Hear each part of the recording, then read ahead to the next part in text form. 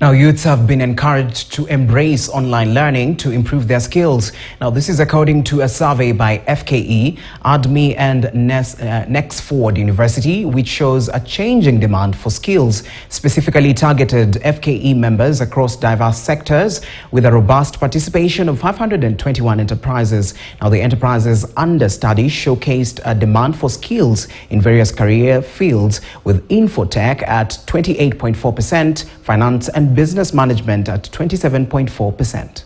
Key partnerships are very essential. So the first is that we need curriculum that is industry relevant to make sure that we are training people in actually what industry is asking for. We also think that creating more partnerships between industry and skillers. So for industry, for us to understand their needs, and for skillers to be able to practice, whether that's internships, apprenticeships, so that by the end of a skiller's journey, they're actually trained in what industry needs. The gaps that were really highlighted for us were the digital gap, so the need for employees now to be able to be abreast on digital platforms, being able to use them, communicate with them, build them through software engineering and the such. Education, in our opinion, is the only solution really to addressing these skills gaps, simply because learning is lifelong. So if people need to continue learning throughout their careers, it's going to be very difficult for them to take time off work and physically go to a location to learn. So, online offers the flexibility and it offers the convenience for people to continue learning throughout their lives without leaving their jobs. All right, still on a skill needs survey, the Federation of Kenyan Employers, which is FKE, in partnership with Nexford University and Africa Digital Media Institute, have released the skill needs survey report of 2023, which we've just seen. And our reporter, Jimmy Mbogo, attended the event and has more details on this. Good afternoon, Jimmy. Tell us more. Well, thank you very much, and a very good afternoon to you too, Nyakundi. Yes, this was the launch of the Skills Need Survey Report by the Federation of Kenya Employers, of course, as well as ADMI. This was the report that was being launched, and particularly just looking at some of the key skills that employers are looking for in the job market. And of course, the conversation around unemployment has dominated majority of our coverage over the past few years, particularly from the time of COVID going into this year.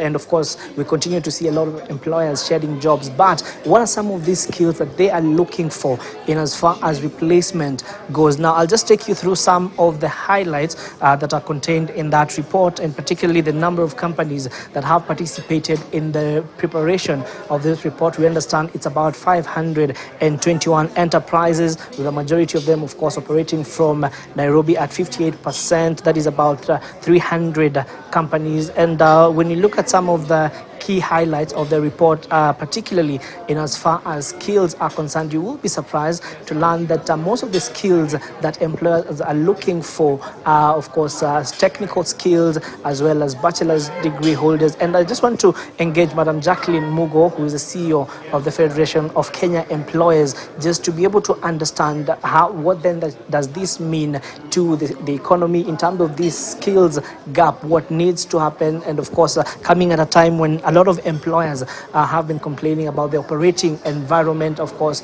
So that means that most of them cannot then go ahead to train some of their employees. Madam Jackie, thank you so much for making time to speak to us. And of course, we know that the operating environment, first of all, hasn't been very favorable to a lot of employers. A lot of them have been complaining about a few things, from taxation to the recovery process. So when you look at this report and the fact that you're calling for more collaboration between sector players in as far as training and skilling some of the workforce. The gap that there is between the needs of the labor market and the qualifications that our young people and any graduates coming out of our learning institutions has. So the report of this survey will inform decisions on policies, on programs in the schools where people are going to get various certificates. And for us, it's very important, because when we talk about the skill gaps, we always ask, but what evidence do you have? This is something that reconfirms the outcomes of a survey we did in 2018. 5 years later, the situation is still the same. That industry is saying they cannot find some skills that they need, about 10% of employers are saying that they cannot find the skills to fill the gaps that they have, and yet we know there's a huge unemployment challenge in the country. We're also very clear now that we need to do a lot of collaboration between industry, the world of learning, and government in terms of policies, in terms of the programs that are run in the schools and the colleges and the universities. We need to look at the curriculums, and we need to have a better connection between the world of work and the world of learning to be able to impart the skills that are needed. And there's a very specific indication in this survey that actually we're looking at technology, we're looking at digitization. If you talk about engineering, it's more ICT and the soft skills, the ability of our young people to engage in this current global environment that is at issue. So it shows that there's need for change in what we've been doing to be able to match the qualifications that the young people have and what is happening in the class. All right, now the other highlight that has come out of this report is that that gap, and particularly in as far as soft skills go. How big of a problem is this for employers? It's a very big problem for employers, the issue of soft skills.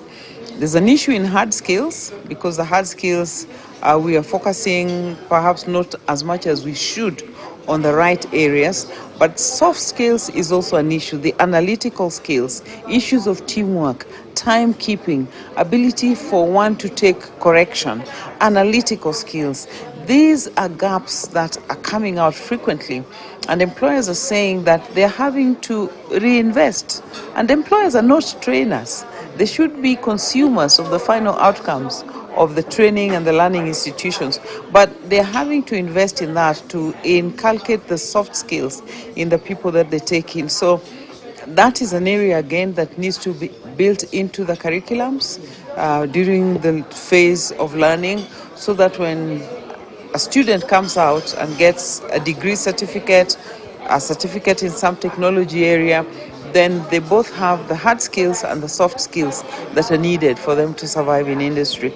All right. Now, the other thing that, of course, is of concern to note, particularly from this report, is the fact that hard-to-fill vacancies have increased from 2016 numbers, that is about 16% to about 20%. Now, the question is, why are these hard-to-fill positions becoming even harder to fill over time?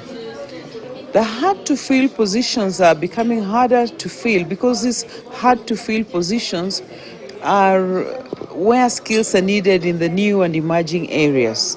In this technology-driven world, we're looking at people who are able to communicate in the digital platforms, people who are able to deal with big data and the analysis, people who understand artificial intelligence.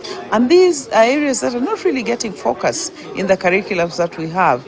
So it's a very clear indication of the gap there is between the curriculums. These are old, outdated, and we all take responsibility, both the employers and those who impart the learning and the policy makers, in us not having talked together enough, worked together and collaborated enough to be able to influence. And it's very clear from this survey that there are certain aspects that will have to be incorporated into the curriculums. We have to focus on engineering, on ICT, and even their specific skills to be able to impart what is required in the world of learning to the students. So that's just more work for us. And it's also a reality check to look at the quality of internships and the programs of learning that we have, because the employers are telling us that we need people to learn on the job. Thank you so much, Madam Jackie, for making time to speak to us. And of course, Nyakundi, there you have it. We'll be looking at some of the details, particularly in the report, just looking at the different trends in the different sector, and also some of the skills required. Of course, one of the biggest highlights is the issue of soft skills. And of course, you've had Madam Jackie mention about it. And also just some of these computer literacy proficiency also have also featured prominently in the report. So we'll be looking at the report and we'll be giving you more details in our subsequent bulletins, but for now, back to you. All right, Jimmy, thank you.